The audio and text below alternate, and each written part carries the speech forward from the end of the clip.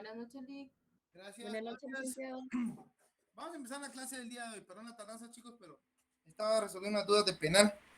Que no sabían ustedes, pues también estoy dando penal, entonces es un relajo, me paso de penal a civil y bueno.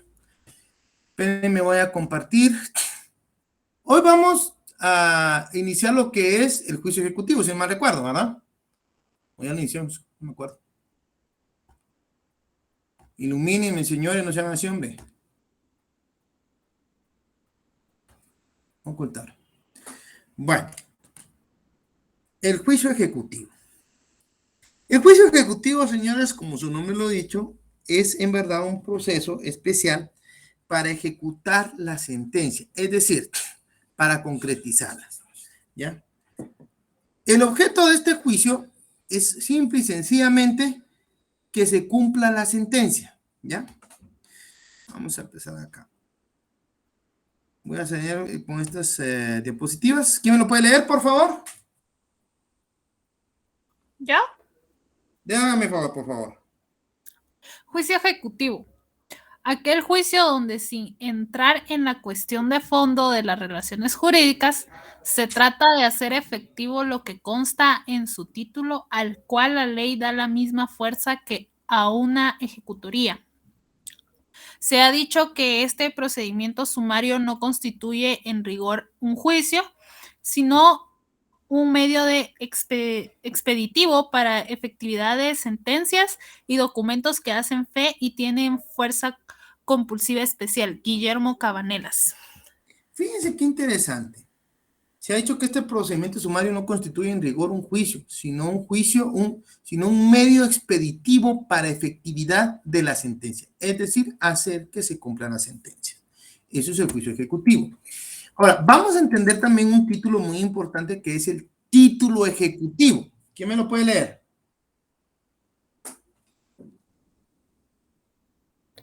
Título ejecutivo.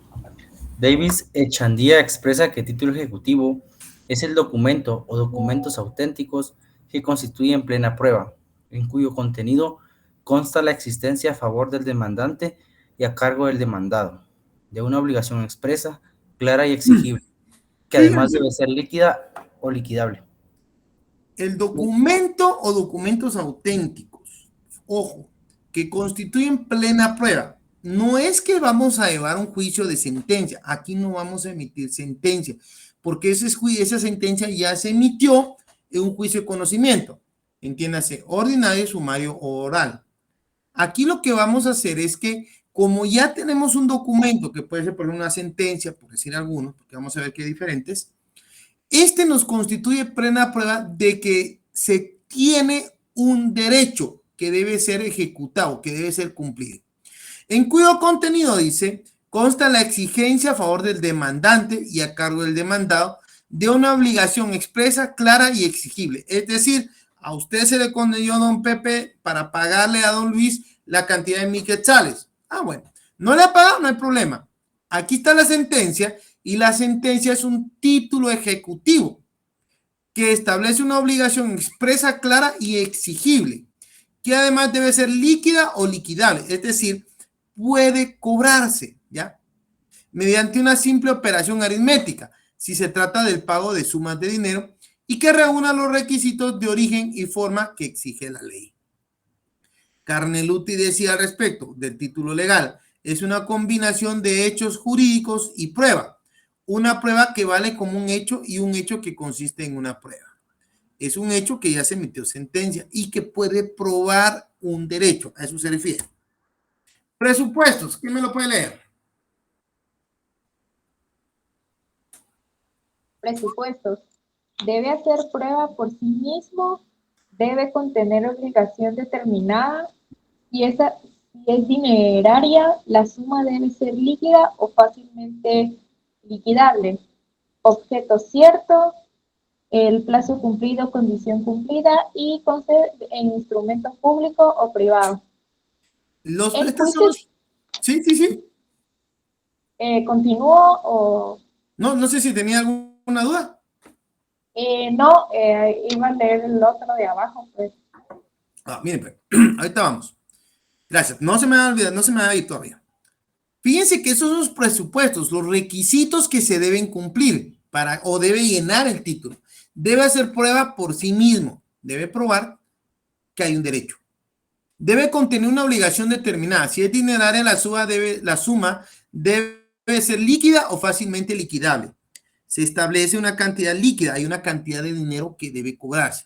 Un objeto cierto, por lo general es el dinero.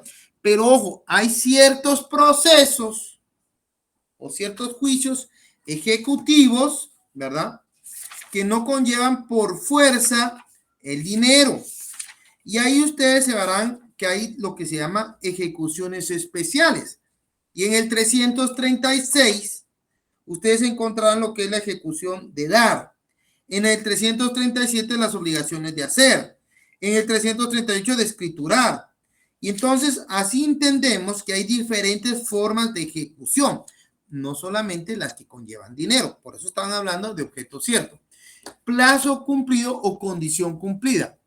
Es decir, si ya se le dijo que tal fecha debía cumplir, por ejemplo, tenía que pasar una cantidad de dinero el 5 de noviembre, de octubre, y no la ha pagado, ya el plazo se cumplió y no ha cumplido. Entonces se puede exigir eso. Consta en un instrumento público o privado. En instrumento público o privado, entienden ustedes que se refiere a un documento público realizado por un notario, ya sea incluso actas notariales, etcétera, aunque de por sí les va a ser franco. Más que todo son los instrumentos públicos de escritura pública, a eso se refiere. O privados son ciertos documentos privados que pueden llegar a la firma legalizada o pueden ser reconocidos ante juez. Ojo con lo que les voy a decir o con lo que estoy explicando acá. Esos documentos privados son, por ejemplo, cuando se ha realizado una prueba anticipada de reconocimiento de documentos, ¿ok? Sigamos con los otros dos párrafos. Si no tienen dudas, ¿vamos bien hasta acá? Bueno, ¿quién me puede leer los otros dos párrafos, por favor? El juicio ejecutivo no investigará nada que no conste en el título. En consecuencia, el crédito debe ser cierto para poder ser ejecutado, ya que si el mismo fuere dudoso o controvertido, se debería recurrir a un juicio de conocimiento. La admisión a trámite requiere el cumplimiento de requisitos formales de la demanda y la calificación del título. Solo si el título se considera suficiente, resulta admisible. La resolución que admite o rechaza la ejecución es auto. Aquí nos está diciendo, primero, que se emite un auto. Un auto es una resolución que debe de ir fundada, no solo en derecho, no, tiene que expresar razones del por qué el juez considera o está convencido, mejor dicho, de que el título es suficiente. Ojo, por eso es un auto. No resuelve asuntos de fondo, el auto no resuelve asuntos de fondo, pero por darle trámite, en este caso, a un documento que se le da cierto valor, ahí es un auto donde el juez debe de explicar por qué les llega al convencimiento que es suficiente, ¿ok? Vamos a ver qué dice la sentencia de 6 de febrero de 2018, por favor.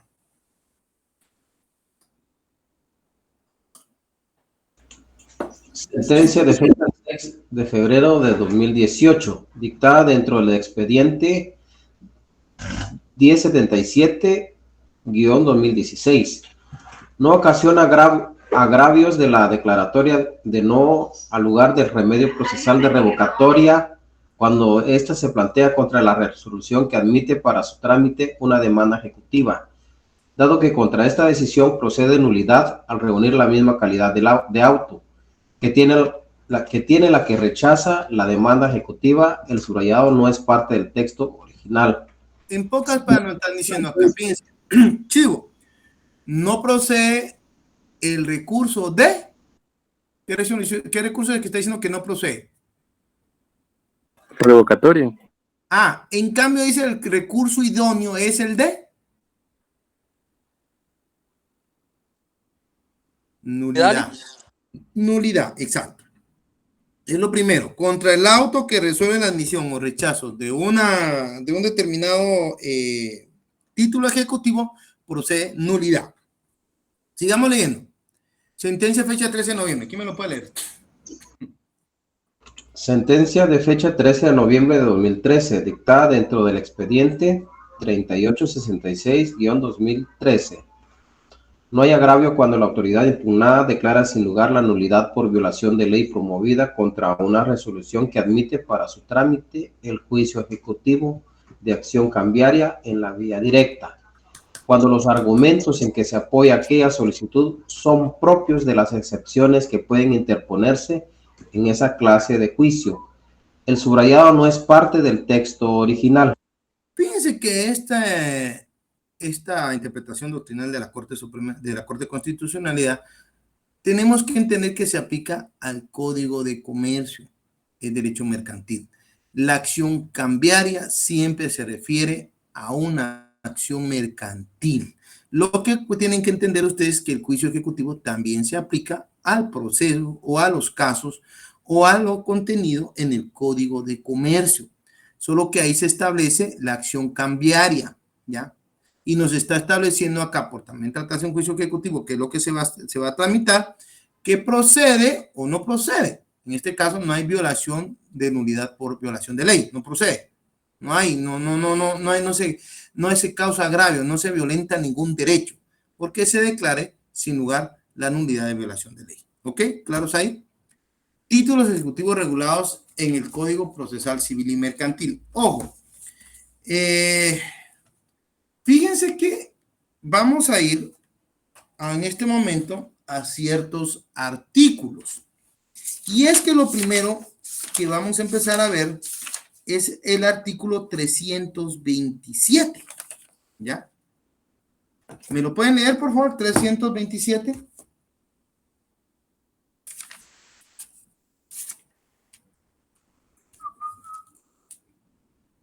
Procedencia del juicio ejecutivo.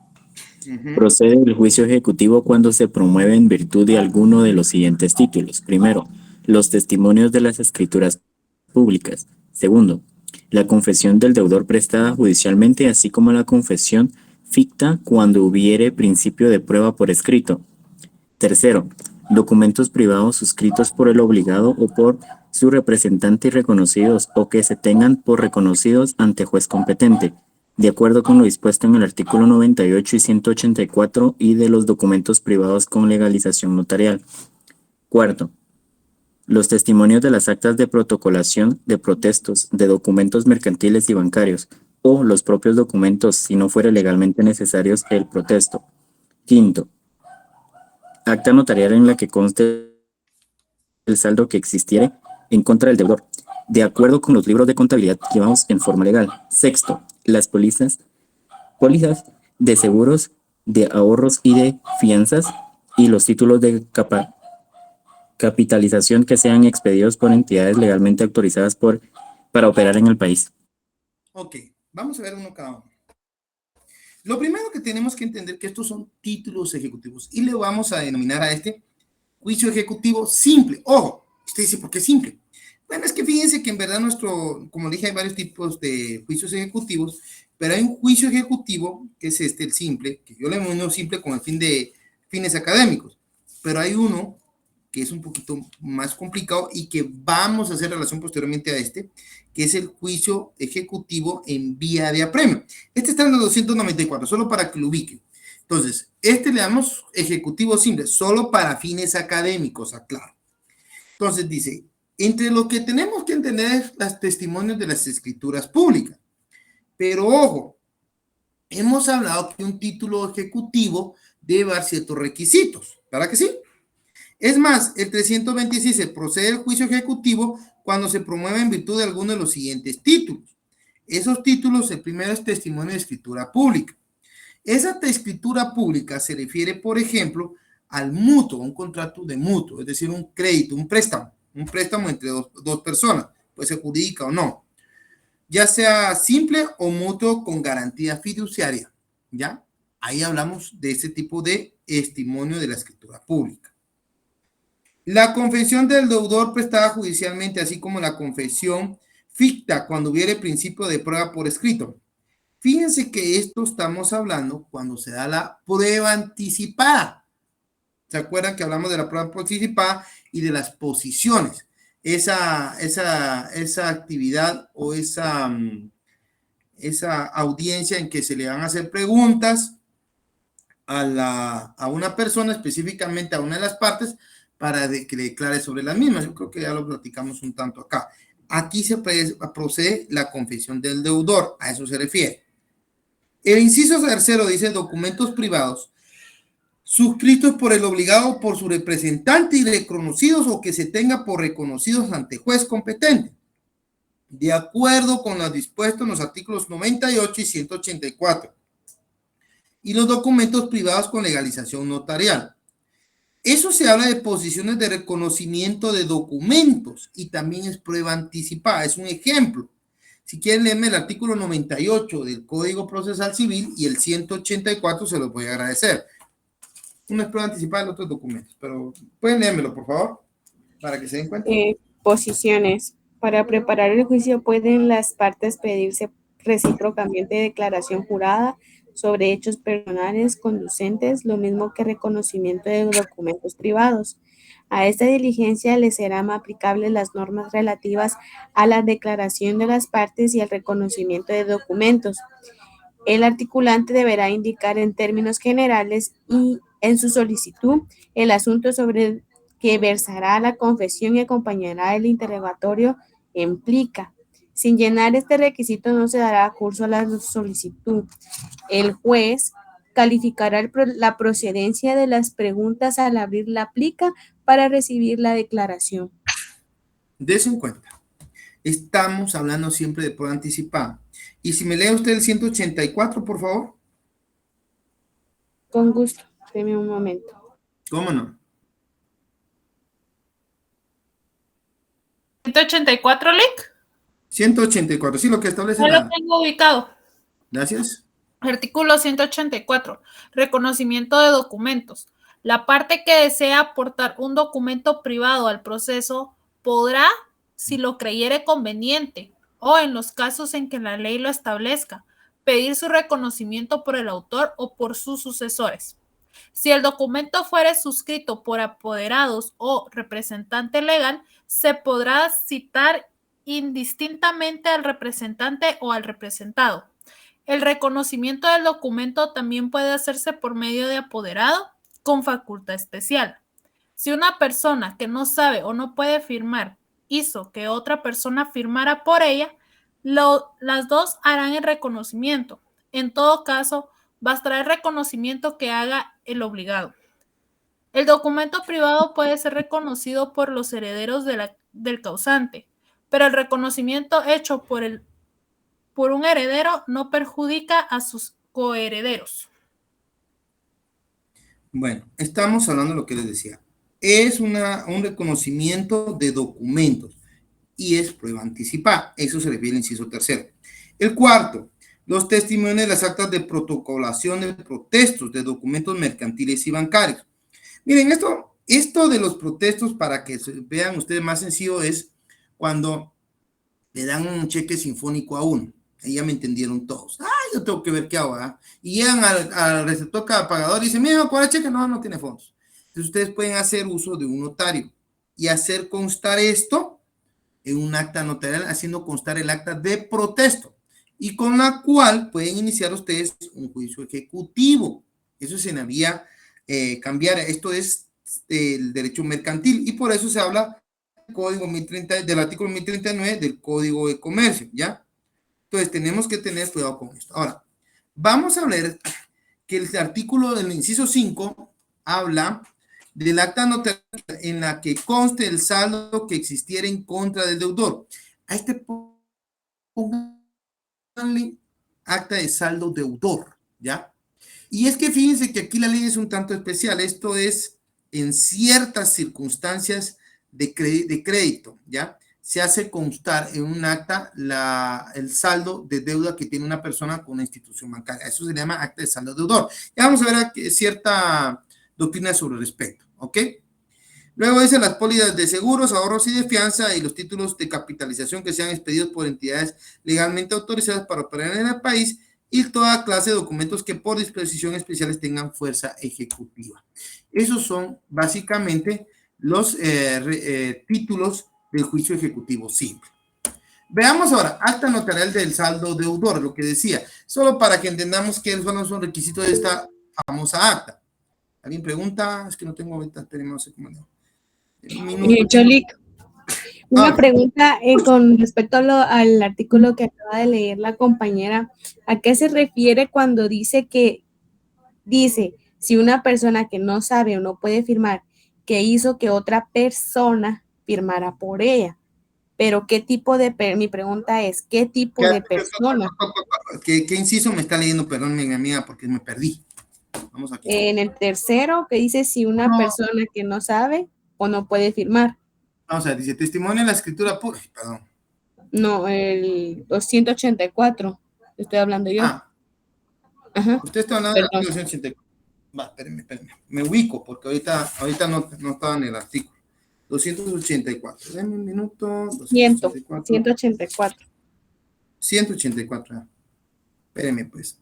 Empezamos con que estamos hablando de documentos. Eso sí, sí, claro, ¿verdad? Ahora dice, vamos a ver. Reconocimiento de documentos. La parte que desea optar por un documento privado, el proceso podrá, si lo creyere conveniente o en casos en que la ley lo establezca, pedir su reconocimiento por el autor o por sucesores. Si el documento fuera suscrito por apoderado o representante legal, se podrá citar indistintamente al representante o al representado. El reconocimiento de documentos también puede hacerse por medio de apoderado con facultad especial. Si una persona que no sabe o no puede firmar hizo que otra persona firmara por ella, los dos harán el reconocimiento. En todo caso, bastará el reconocimiento que haga el obligado. Y por último, dice el documento privado puede ser reconocido por los herederos del causante, pero el conocimiento hecho por un heredero no perjudica a un tercero. Ahora, fíjense que estos reconocimientos de documentos, lo que sé es que, por ejemplo, usted y yo queremos celebrar un contrato de alquiler. Vamos a ubicarnos ahí. Pero como muchos, yo no voy a pagar la escritura pública y me voy a poner a pagar los impuestos y me voy a poner a pagarle al notario y que haga una escritura. Mucho relajo. Usted sabe que yo voy a hacer mi documentito. Es un que contempla las cláusulas en que se va a formalizar nuestro contrato de arrendamiento, pero no fue redactado por ningún abogado. Simplemente lo firmamos usted y yo, ¿verdad? Entonces, ese tipo de documentos debe de gozar de reconocimiento, ¿ya? O sea, usted va a reconocer que firmó ese documento y ya con ese reconocimiento ya tiene fuerza legal para irse a la vía ejecutiva. A eso se refiere. Okay. ¿Cuál es la pregunta que usted me quiere hacer aquí de este artículo? No, es que mi pregunta era a qué tipo de personas podrían firmar en ella, pero aquí no importaría el ejemplo que usted me estaba dando. No, es que mire, pues, por ejemplo, yo hice un mandato y le digo que usted puede reconocer documentos privados. O yo le cedo a usted un poder para que usted en mi nombre pueda realizar contratos. ¿Ya? Por eso no es apoderado. ¿Ya? A eso se refiere, es este tipo de documentos, ¿ok? Muy bien, Vic. Gracias. ¿Alguna otra pregunta, chicos? Hablen ahora, ¿ok? Para siempre. Bueno, vamos a seguir con la lectura. Esto es en cuanto al acta notarial de saldo deudor. ¿Y por qué es que la vemos? Porque aunque no lo crean, por ahí ha habido dudas y aunque no lo crean, no cualquiera le entra a esta saldo deudor. Entonces, vamos a hacer un análisis de esta acta así rapidito para que ustedes sepan de qué se trata. Los artículos no los vamos a leer todos porque para qué hacernos bolas. Después ustedes los pueden ir buscando. Esto se los voy a mandar yo, ¿ok? Requisitos de forma. ¿Quién me lo lee?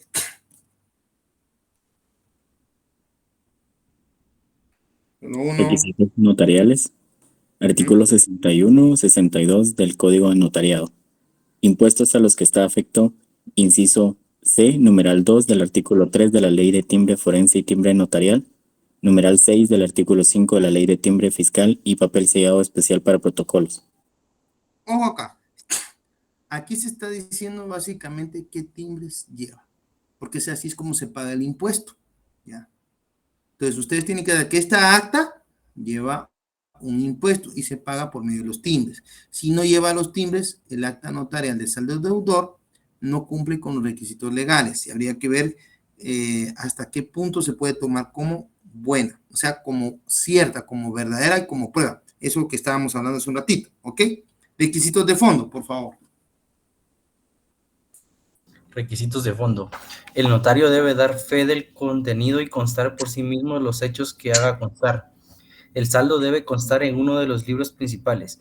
Artículo 368 del Código de Comercio de Guatemala. Este saldo es lo que debe una persona a la entidad. Entonces, así, mire, venga para acá a constar que miren tal libro, en tal hoja, se encontró el saldo del señor fulanito de tal, que a la fecha, deuda, tal y tal. Ahí está, el saldo deudor. Siga, por favor. Los libros deben estar autorizados por el registro mercantil, artículo 372 del Código de Comercio de Guatemala, y habilitado por la Superintendencia de Administración Tributaria, artículo 53 de la Ley de Actualización Tributaria, 28 del Reglamento de la Ley del Impuesto al Valor Agregado. Deben hacer constar el respaldo de la operación contable, artículo 381 del Código de Comercio. Veamos qué dice aquí la Corte sobre esto. Solo uno, por favor.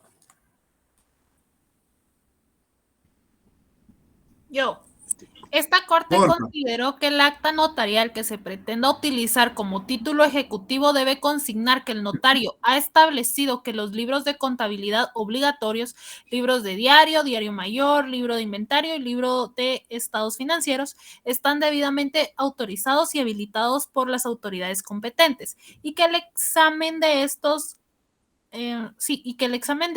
le ha permitido individualizar el saldo moroso, debiendo el notario determinar y desglosar la obligación cuyo saldo pasivo se pretende certificar, constando en la contabilidad del acreedor el origen y respaldo de dicha obligación, su estado actual debidamente individualizado y determinado, debiendo citar en el acta notarial respectiva la identificación de los libros o registros principales. Todo ello para que mediante la individualización de dicho saldo pueda establecerse en el acta notarial los aspectos del derecho y obligaciones que necesariamente deben concurrir para constituir la existencia de una obligación líquida y exigible, desglosando la obligación ineludible al acreedor, toda vez que para los efectos del acta notarial se debe desglosar como requisito esencial las partidas y especificando el origen de la deuda, mes y año correspondiente, mora, intereses y otras circunstancias relacionadas con el adeudo, para que el acta adquiera el carácter de plena eficacia como título ejecutivo. Dice en cuenta que aquí nos está diciendo la Corte el contenido del acta. O sea, esto es parte de lo que tiene que llevar. Sí, es la forma, las fases, las partes. Acá, qué es lo que debe contener en cuanto a forma. Pero esto es lo que es más importante, ¿ya? En cada una de estas tiene que ir aludido esta información. De lo contrario, el acta no tiene carácter o eficacia de título ejecutivo. Y es lo que se tiene que calificar. Y es importante porque un día ustedes pueden estar demandando o siendo representantes del demandado por saldo deudor. Y entonces ustedes pueden interponer algún tipo de excepción porque no se cumplen con estos requisitos, ¿ok? Trámite del juicio ejecutivo. Miren que esto es bien facilito. Ahorita vamos a empezar a conocerlo. ¿Qué dice acá? Por favor. Trámite de juicio ejecutivo. Audiencia por 5 días a la parte ejecutada. No oponerse a excepcionar. Oposición. Excepciones. Oposición y excepciones. La oposición debe ser razonada y ofrecer pruebas pertinentes. Sin oposición o excepciones, el juez dicta sentencia de remate y declarando sí al lugar o no a la ejecución. Con oposición y o excepciones. Audiencia. Vamos a empezar a explicarlo acá mejor con la ley. Pero si me meto aquí todavía, esto vamos a hacer otra cosa. Vamos a irnos ahorita a ver el código. Esto que veamos el código, porque mejor se los explico ahí, ¿ok? Para no hacernos tantas bolas. Hay cierta normativa acá que ustedes van a conocer. Encendamos la... Belisario ya ha estado callado, no dije, Belisario no vino a clase. ¿Qué le pasa a Belisario? Está triste, cabizbajo, meditabundo, taciturno. ¿Qué onda, ahí con un poquito de dolor de oído. Ah, está bueno, man. Entonces, por eso lo disculpo. Tendamos cámara, bueno, pues chicos, empecemos. Ya vimos cuáles son los títulos que van a aplicarse en el título ejecutivo. Sin embargo, el artículo 328 para mí es de excepcional importancia. ¿Quién me lo puede leer?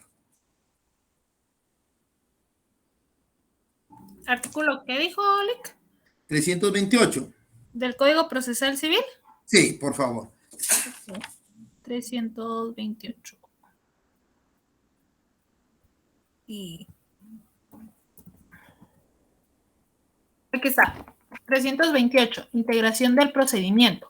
Además de las disposiciones especiales previstas en este título y en el siguiente, se aplicarán las normas correspondientes a la vía de apremio. Los títulos enumerados en el artículo anterior pierden su eficacia ejecutiva en los mismos casos previstos por el artículo 296. Fíjense que es importante este artículo 296 y por eso es que tenemos que entender esto. Resulta que los juicios, títulos ejecutivos, por lo regular, conllevan muchas veces una garantía.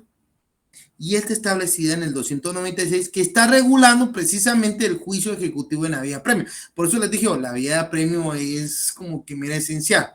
¿Me pueden leer el artículo 296, por favor? ¿Lo puedo leer? Sí.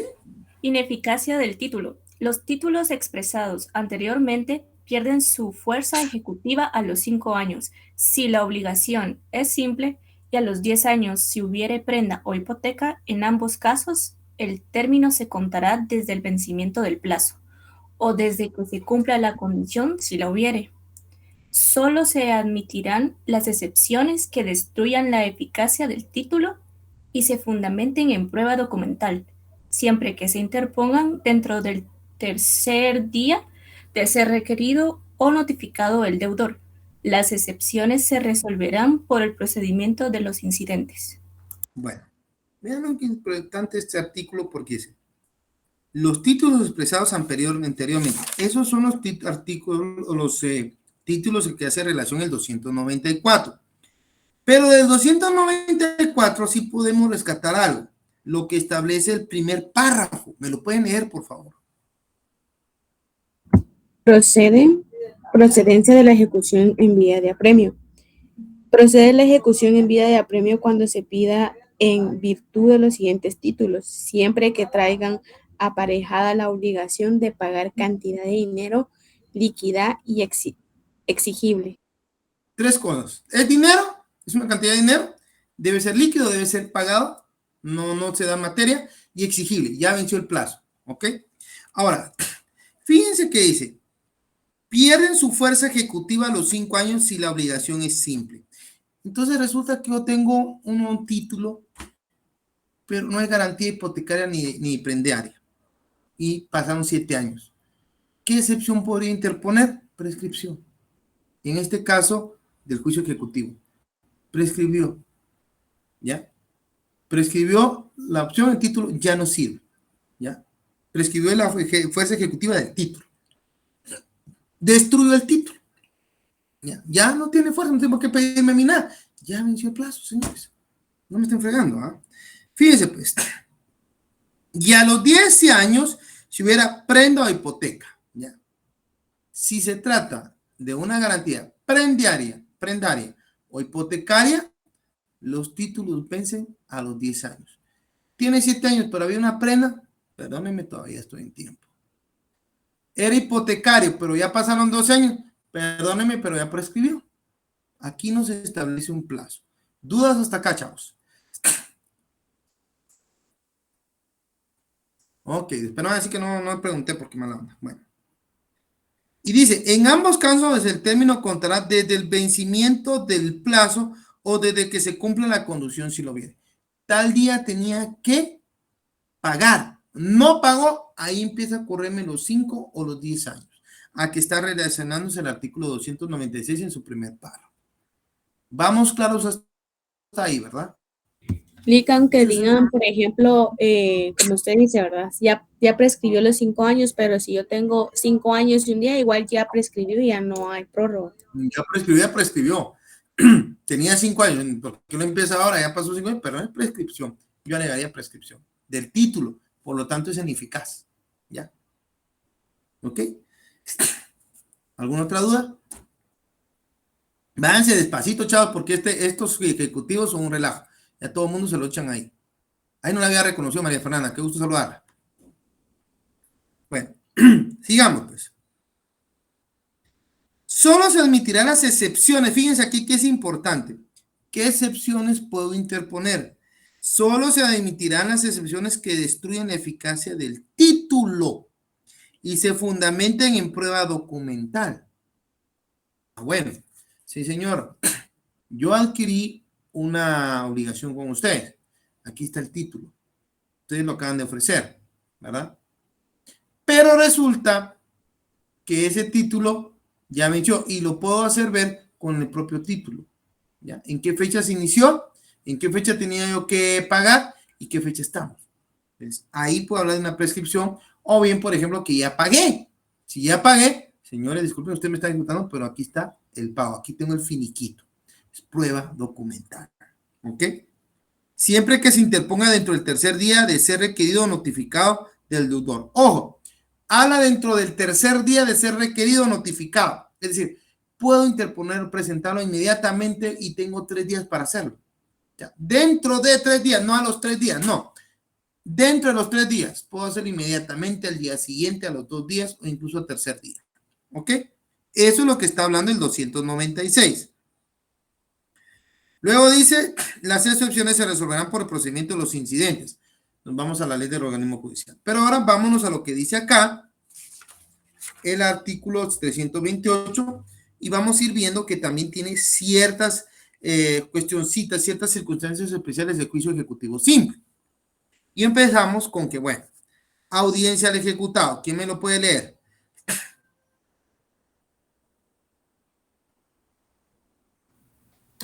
Movido al juicio ejecutivo, el juez calificará el título en que se funde y si lo considerase suficiente y la cantidad que se reclama fuese líquida y exigible, despachará el mandamiento de ejecución ordenando el requerimiento del obligado y el embargo de bienes.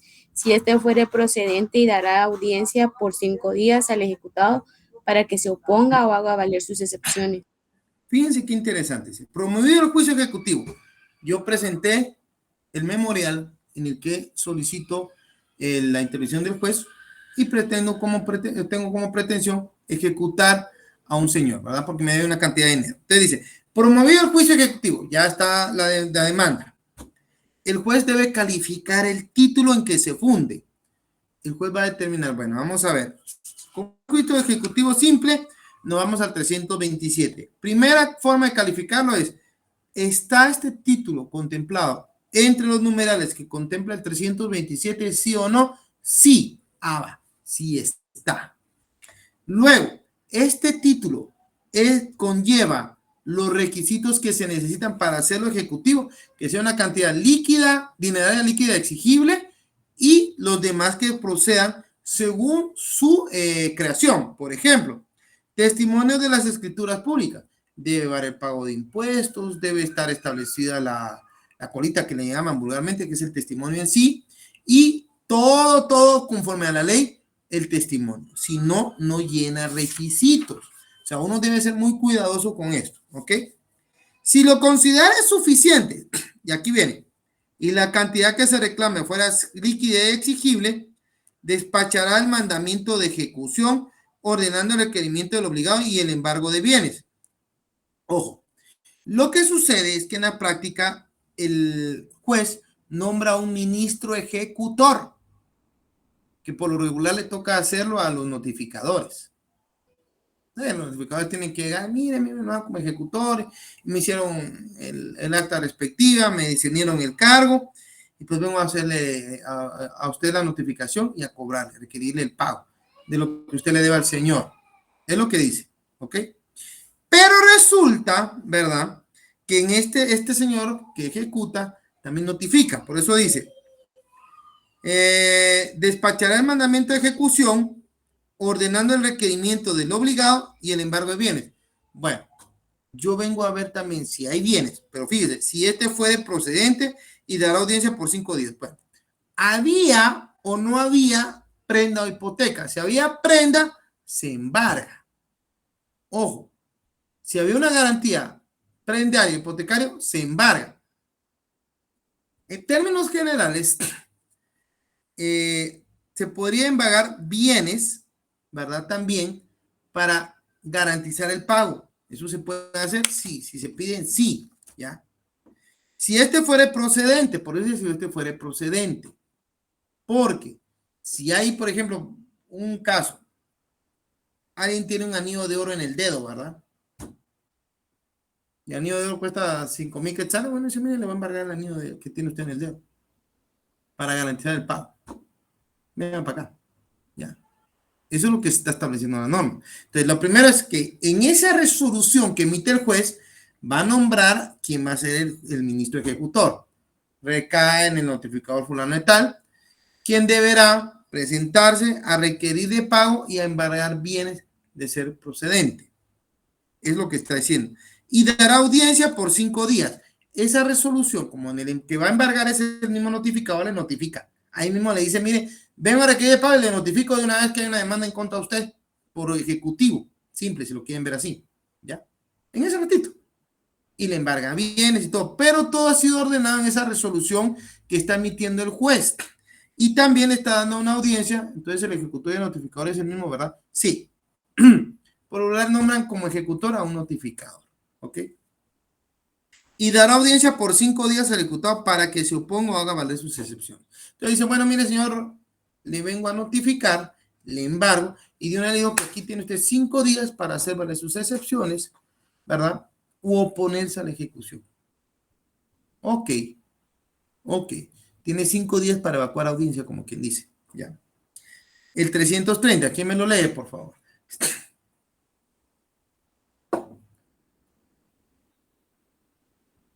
$330. Se lo voy a leer, Lick. 330. En comparecencia del ejecutado. Si el ejecutado no compareciere a deducir oposición o interponer excepciones, vencido el término del juez, dictará sentencia de remate declarando si al lugar o no a la ejecución.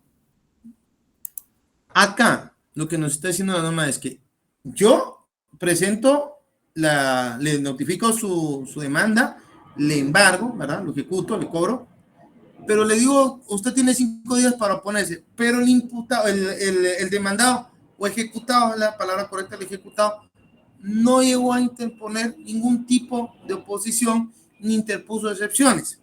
¿Cuál es el efecto inmediato?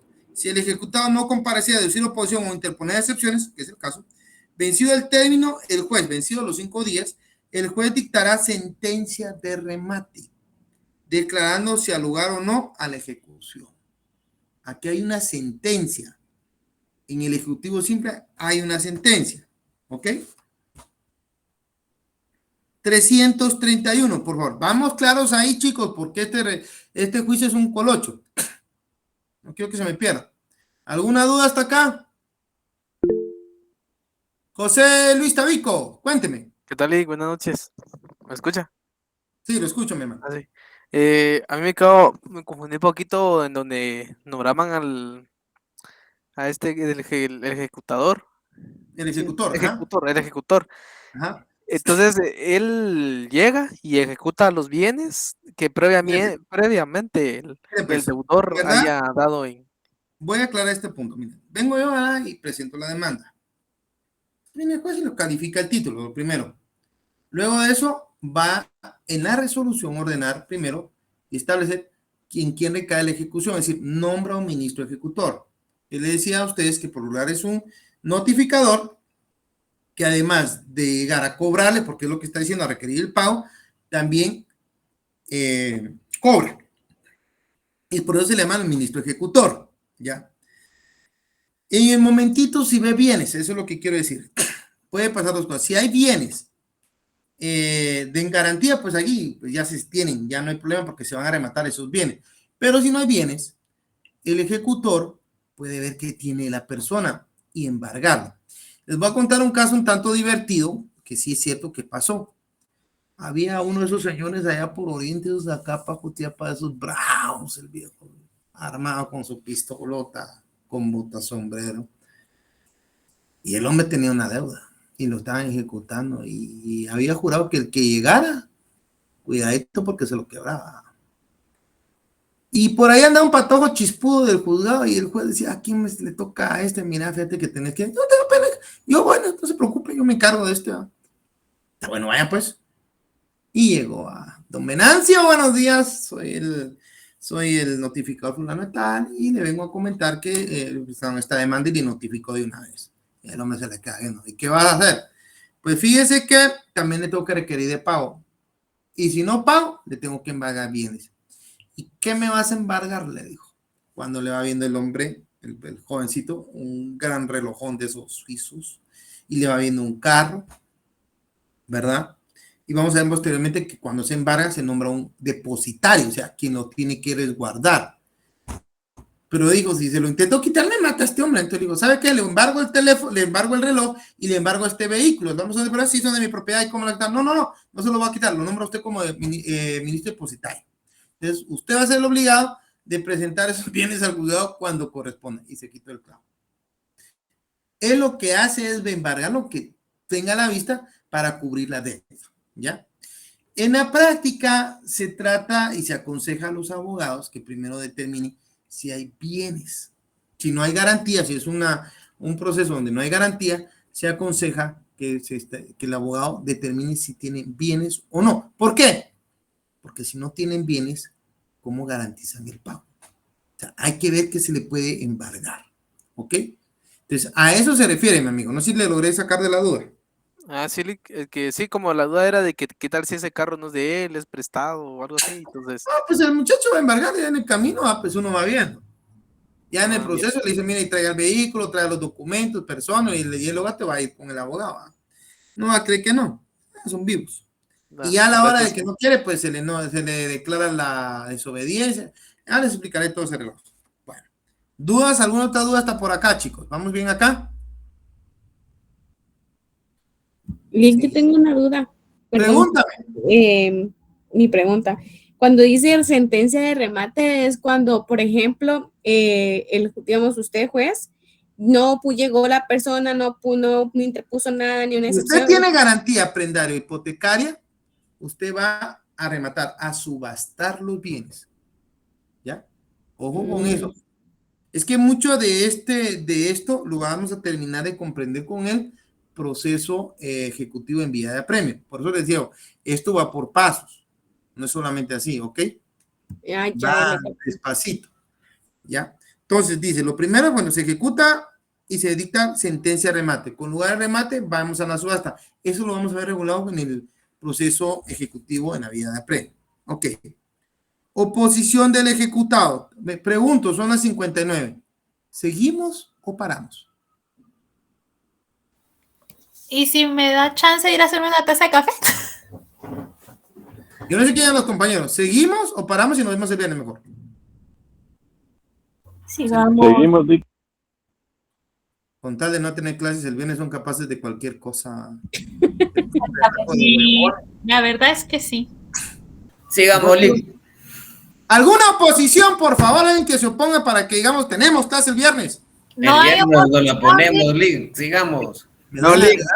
Sigamos, No sigamos. hay oposición. Vamos, sin miedo al éxito. Yo me opongo. Sí, Lick. A las Solo 10. de- Volvamos a las 8:10. 8:10. Órale, pues, 8:10.